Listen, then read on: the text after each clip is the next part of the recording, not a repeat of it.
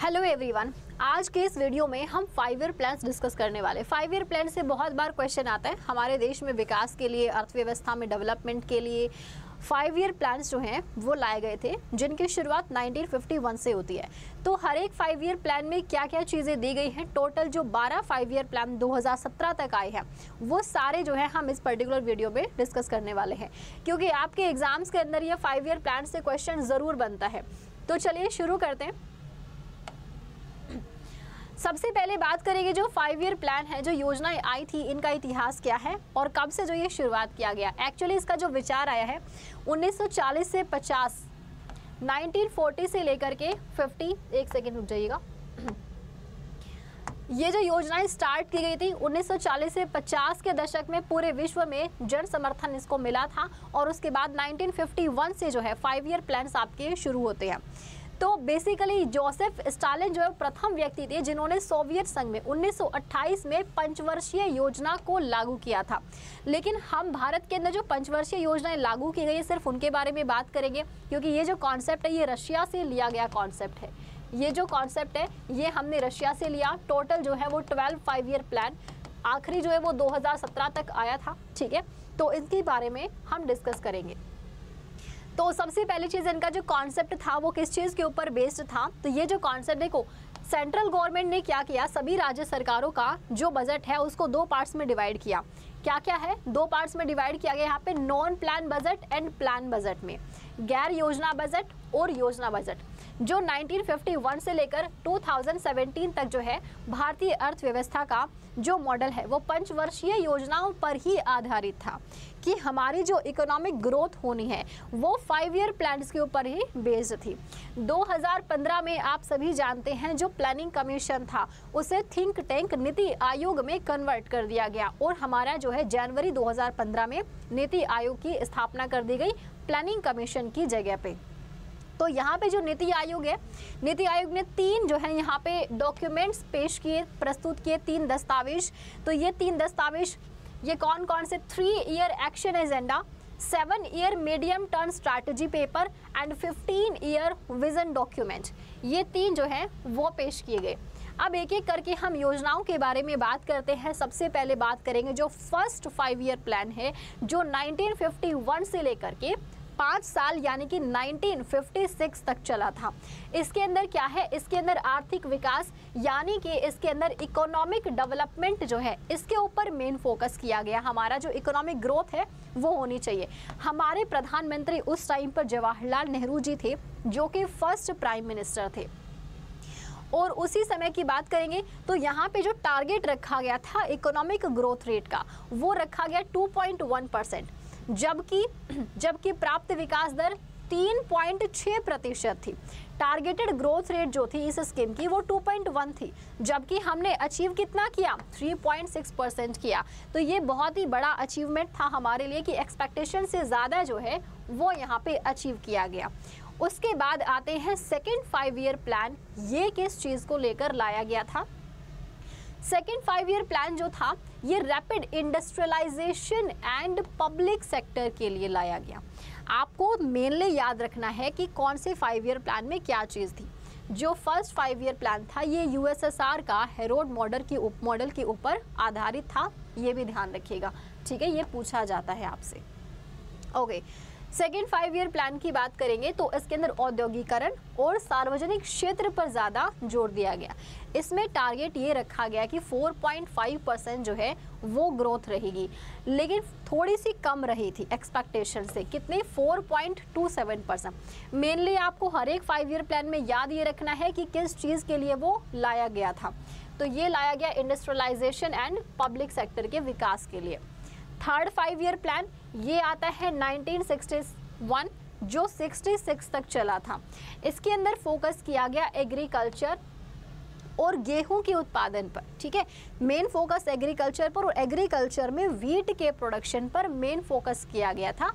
इसके अंदर यहाँ पे टारगेट था 5.6 का, लेकिन जो है यहाँ पर सिर्फ कितना 2.4% ही ग्रोथ रेट रही थी। तो थर्ड 5 ईयर प्लान जिसमें एग्रीकल्चर और गेहूं पर फोकस किया गया था। उसके बाद चलते हैं नेक्स्ट आपका जो है थर्ड 5 ईयर प्लान। एक second, sorry fourth 5 year plan की बात करते हैं तो इस समय हमारी जो प्रधानमंत्री इंदिरा गांधी थी, ठीक है, 1969 से 74 आया था आपका जो फोर्थ 5 ईयर प्लान है। इसमें किस चीज़ के ऊपर फोकस किया गया? इसमें फोकस किया गया, इसको गार्डगिल फॉर्मूला नाम दिया गया। अगर आपसे पूछ लिया जाए कि कौन सी वाली पंचवर्षीय योजना, इसको गार्डगिल योजना भी कहते हैं, तो फोर्थ 5 ईयर प्लान जो है इसे गार्डगिल योजना भी कहा जाता है। इसमें मेन फोकस जो है वो आत्मनिर्भरता के ऊपर किया गया, आत्मनिर्भरता पर जोर दिया गया। इसी में सरकार ने 14 ऐसे इंडियन बैंक थे जिनको नेशनलाइज कर दिया गया था, नेशनलाइज किया गया। इसमें जो ग्रोथ रेट 5.6% का अनुमान लगाया गया, लेकिन 3.6% ही जो है वो यहाँ पे ग्रोथ रेट पहुँच पाई थी। फिर आता है फिफ्थ 5 ईयर प्लान। इसमें जो मेन फोकस किया गया वो पॉवर्टी पर किया गया। आपसे एग्जाम में ये वाला क्वेश्चन बहुत बार पूछा गया है कि गरीबी के उन्मूलन के लिए या पॉवर्टी को दूर करने के लिए कौन सा 5 ईयर प्लान आता है, तो ये था फिफ्थ। 1974 से लेकर 78 तक फिफ्थ 5 ईयर प्लान आया। एम्प्लॉयमेंट बढ़ाने और गरीबी के ऊपर इसमें जोर दिया गया था। 1975 के अंदर electricity supply act was amend, electricity supply act, इसमें अमेंडमेंट किया गया, संशोधन किया गया और इसमें क्या बोला गया कि केंद्र सरकार जो है वो बिजली उत्पादन के ऊपर भी अब फोकस करेगी। तो यहाँ पे यही चीज़ बोली गई कि इलेक्ट्रिसिटी को भी प्रोड्यूस किया जाएगा।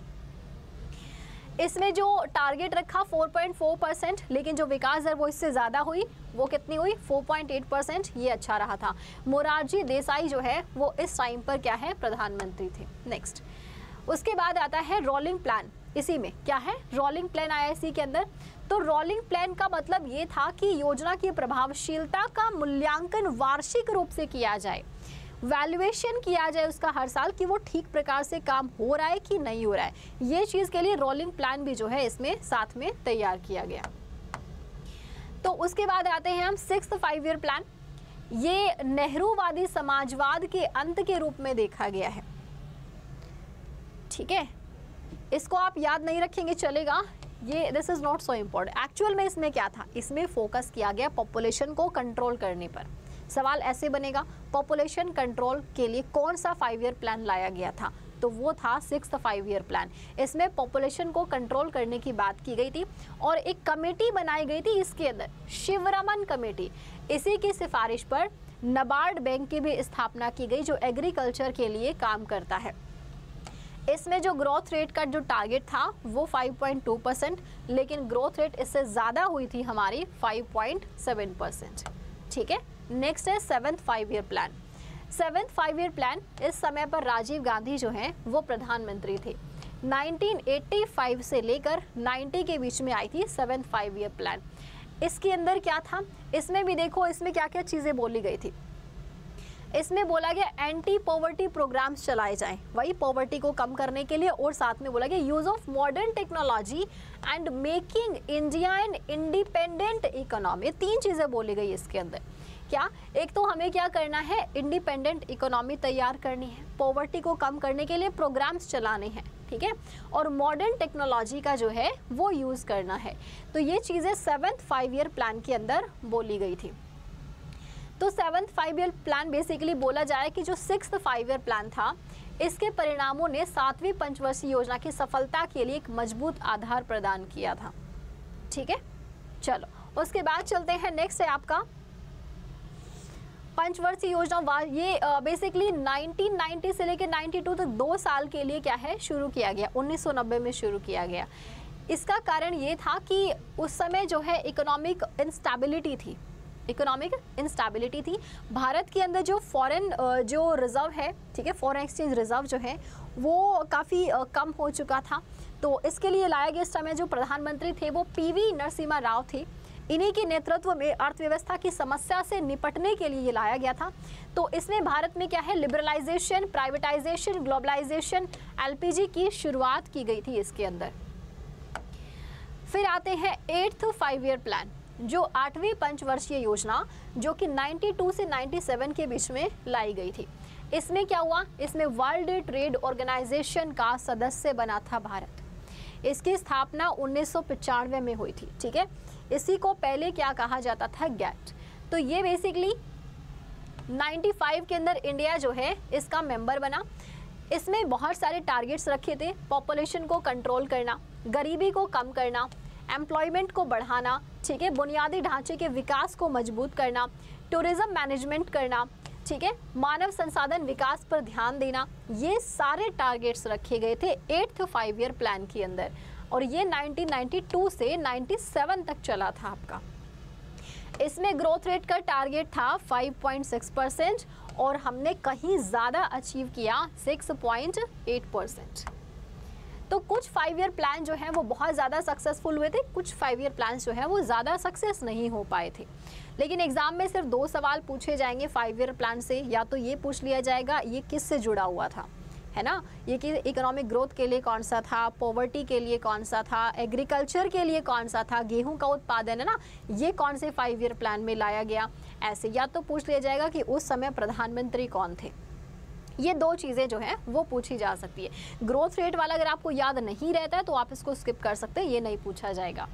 चलो 9th 5 ईयर प्लान की बात करते हैं। इसमें किस चीज़ के लेकर बात की गई? इसमें बोला गया आत्मनिर्भरता हासिल करने के लिए निर्यात की उच्च दर में वृद्धि की जाए, एक्सपोर्ट बढ़ाया जाए। अब जितना ज़्यादा एक्सपोर्ट होगा, जितना ज़्यादा हम अपनी चीज़ों को बाहर के देशों में बेचेंगे तो इससे क्या होगा, प्रॉफिट होगा, ठीक है। इसके अलावा और भी काफ़ी सारे टारगेट्स रखे गए। सामाजिक रूप से वंचित जो वर्ग है, यानी कि जो इकोनॉमिकली वीकर सेक्शन है, उनको एम्पावर करना, आत्मनिर्भरता को डेवलप करना, देश में सभी बच्चों के लिए जो प्राइमरी एजुकेशन है वो अवेलेबल कराना। तो इसके लिए ये लाया गया था। अटल बिहारी वाजपेयी जी के नेतृत्व में ये लागू किया गया। नेक्स्ट, उसके बाद आता है 10th 5 year plan. 10th 5 year plan में इसने प्रतिवर्ष 8% जीडीपी विकास दर का लक्ष्य रखा था। इसका पर्पस था गरीबी को 50% तक कम करना और 80 मिलियन लोगों के लिए रोजगार प्रोवाइड करना। इसके अलावा क्षेत्रीय असमानता यानी कि जो इनइक्वालिटीज़ हैं उनको कम करना इसका टारगेट था। तो 2007 तक इसने एजुकेशन और मजदूरी दरों के क्षेत्र में लैंगिक अंतराल को कम करने पर भी जोर दिया है। जो जेंडर गैप एजुकेशन है, जेंडर गैप एजुकेशन को भी कम करने पर फोकस किया गया। नेक्स्ट है 11th 5 ईयर प्लान। 11th जो 5 ईयर प्लान है इसमें हायर एजुकेशन के जो नॉमिनेशंस हैं उनको बढ़ाने पर फोकस किया गया। इसी में आपका जो एजुकेशन एक्ट 2009 था उसको इंट्रोड्यूस किया गया, जिसे लागू किया गया था 2010 में, जिसे लागू किया गया 2010 में। इसमें क्या था कि 6 से 14 वर्ष तक के जो बच्चे हैं उनका जो एजुकेशन फंडामेंटल राइट है, जो कॉन्स्टिट्यूशन के आर्टिकल 21A में दिया गया है, उसको क्या किया जाए, उसको दिया जाए, ठीक है। तो उसके ऊपर काम किया जाए। तो ये लागू होता है 2010 के अंदर। नेक्स्ट है लास्ट है 12th 5 ईयर प्लान। ये आखिरी 5 ईयर प्लान है। इसके बाद कोई 5 ईयर प्लान नहीं आया। ये 2012 से लेकर के 2017 तक इसको लाया गया था। तो ये किस चीज़ के ऊपर बेस्ड था? Faster, more inclusive and sustainable growth जो है ये इसके ऊपर बेस्ड था। गांव के अंदर मेनली क्या की जाए, बिजली की आपूर्ति की जाए, चीज़ों में डेवलपमेंट की जाए, स्कूल में प्रवेश के संदर्भ जो बेसिक लैंगिक और सामाजिक अंतराल को दूर करके हायर एजुकेशन में जो है वो फोकस किया जाए। तो ये चीज़ इसके अंदर बोली गई थी, ठीक है। इसमें जो नॉन एग्रीकल्चर फील्ड में नए अवसर जो हैं वो प्रोवाइड किए जाने चाहिए। भाई जो काम एग्रीकल्चर के फील्ड में जो लोग काम नहीं करते उनको नॉन एग्रीकल्चर के फील्ड में जो है एम्प्लॉयमेंट प्रोवाइड किया जाना चाहिए, ये भी यहाँ पर बोला गया। तो ये 12th 5 ईयर प्लान है। तो बस मोटी मोटी 1-2 चीज़ें हैं जो आपको हर एक 5 ईयर प्लान से याद करनी है। सारी चीज़ें याद रखने की आपको ज़रूरत नहीं है, ठीक है। तो उम्मीद करती हूँ कि ये सेशन आप लोगों के लिए हेल्पफुल रहा होगा और इसी तरह की वीडियोस के लिए हमारे चैनल को सब्सक्राइब कर सकते हैं सो दैट कि मेरी आगे आने वाली वीडियोस का नोटिफिकेशन आपको मिल सके। इसके अलावा नेक्स्ट कौन से टॉपिक पे आप नेक्स्ट वीडियो चाहते हैं वो आप मुझे कमेंट सेक्शन में सजेस्ट कर सकते हैं सो दैट कि नेक्स्ट जो वीडियो है मैं उसी टॉपिक पे बनाऊँ, ठीक है। चलिए तो मिलते हैं फिर नेक्स्ट वाली वीडियो में। Thank you so much, have a good day, take care and bye bye.